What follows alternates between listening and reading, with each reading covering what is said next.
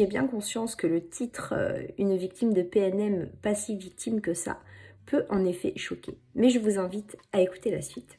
Quand nous tombons sur une personnalité perverse manipulatrice, pour nous c'est très clair en fait. Quand on part, on est la victime, c'est le bourreau, c'est blanc, c'est noir, il n'y a pas de débat. Alors oui, c'est une réalité. Mais ce n'est qu'une partie de la réalité. Parce que l'autre partie est plus sournoise, mais pas non moins réelle. Et malheureusement, ce n'est pas si fracturé, ce n'est pas si tranchant que ça.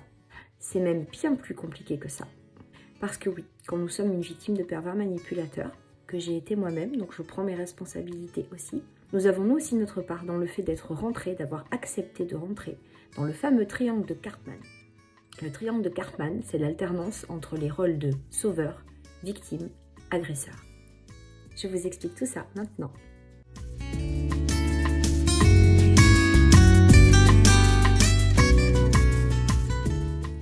Pour tomber dans les griffes d'un pervers manipulateur, il faut avoir conscience que nous-mêmes, nous avions de sacrées failles. Et souvent, des failles narcissiques. Et oui, entre autres.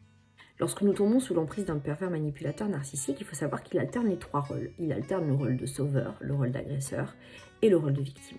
Pourquoi le sauveur? Le sauveur parce qu'au départ, souvent, il se présente comme quelqu'un de très fort, quelqu'un qui est très charismatique, c'est quelqu'un d'admirable qui nous émerveille. Sentons au fond de nous qui va nous porter. Nous l'admirons d'ailleurs beaucoup.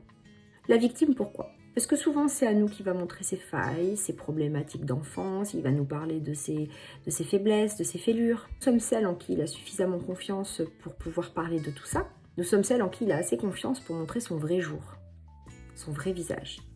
Et on ne croit pas si bien dire.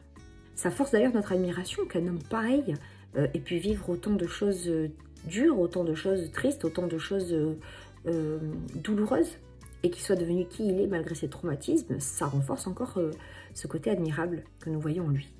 Et l'agresseur, forcément c'est à cause de tout ce qu'il a vécu, qui pète les plombs, qui fait des grosses crises, puis il se défend. Au final, voilà, c'est des traumatismes, il faut bien qu'il les exulte. Du coup, il accepte aucune critique, aucune opposition, et il s'est tapé du poing sur la table. Donc, et il s'est tapé tout court d'ailleurs. Et même sur nous. Donc ce schéma-là, il est simpliste. Et là-dessus, nous sommes toutes d'accord, en fait. Là, il n'y a pas de débat. Et là où ça se complique, c'est que pour entrer dans ce schéma-là, il faut être deux. Pour qu'il y ait un agresseur, il faut qu'il y ait une victime. Pour qu'il y ait un sauveur, il faut qu'il y ait une victime. Au début, son rôle à lui, son masque de sauveur, va venir appuyer justement chez nous sur notre rôle de victime, c'est-à-dire qu'on va se sentir protégé, on va se sentir accompagné, on va se sentir épaulé, on se sent une petite chose fragile, on est très heureuse d'avoir rencontré quelqu'un d'aussi fort que lui. Souvent d'ailleurs, il se présente en sauveur, c'est quelqu'un qui comprend bien nos blessures, il comprend notre histoire, notre parcours, on a le sentiment qu'il a beaucoup de compréhension pour tout ce qu'on est. Et puis ça appuie sur une croyance que nous avons souvent en tant que femmes, c'est que grâce à cet homme-là, nous allons pouvoir enfin devenir la femme que nous sommes. En réalité, on n'a pas besoin de lui, on n'a pas besoin d'eux. Quand il se transforme en victime, qui nous parle de ses failles, de ses blessures, de ses fêlures, de tout ça, nous, en fait, ça réveille chez nous un côté narcissique, où on se dit, waouh, moi, il ose tout dire, il ose se confier, il ose me montrer son vrai visage, c'est que je suis unique, je suis quelqu'un d'extraordinaire. Et du coup, ça nous renforce dans nos croyances que nous sommes quelque part celle qui va pouvoir l'aider à se réparer. Donc on a un peu un rôle d'infirmière, donc un peu un rôle de sauveuse.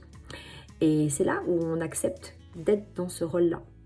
Bon, après, quand il se transforme en agresseur, voilà, le schéma est simple, hein. Là, nous sommes la victime. Donc la réalité, c'est ce que je disais au début, c'est que oui, ce schéma-là est réel.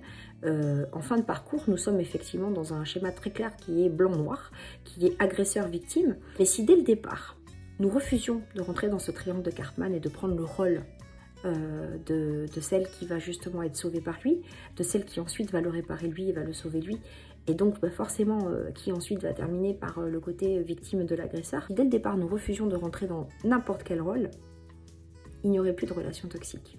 Alors, est-ce si simple? Non, bien sûr que c'est pas si simple. Ça, j'en ai conscience aussi. Surtout avec les schémas éducatifs que nous avons eus, où les comportements toxiques ont été de mise depuis toute notre plus tendre enfance, déjà dans les punitions, dans le chantage, dans plein de choses. Donc, déjà, ce rôle de victime, de sauveur, d'agresseur, nous l'avons déjà connu dans nos schémas d'enfance. Donc, c'est pas forcément délirant pour nous de rentrer dans ce schéma-là en tant qu'adulte. Ça fait partie de nos repères d'enfants d'accepter, en fait, d'alterner entre ces rôles-là. Mais si je vous disais que c'est possible de s'extraire de ça, si je vous disais qu'avec de bonnes clés, nous pouvons détecter quelqu'un qui cherche à nous entraîner dans ce schéma de sauveur, agresseur, victime, et si je vous disais que grâce à ce super pouvoir, nous pouvons nous extraire des relations toxiques? Et vous, est-ce que vous vous reconnaissez dans ce schéma-là, que ce soit dans vos relations amoureuses ou même dans vos relations amicales ou même dans le cadre du travail? Avez-vous le sentiment parfois d'être une victime, d'être une sauveuse, parfois un agresseur? Avez-vous le sentiment aussi de n'exister qu'à travers ces rôles-là? Venez m'en parler, que ce soit en message privé ou ici sous ce post, ou sinon réservez votre demi-heure de consultation offerte avec mon forfait découverte. Au revoir, à bientôt.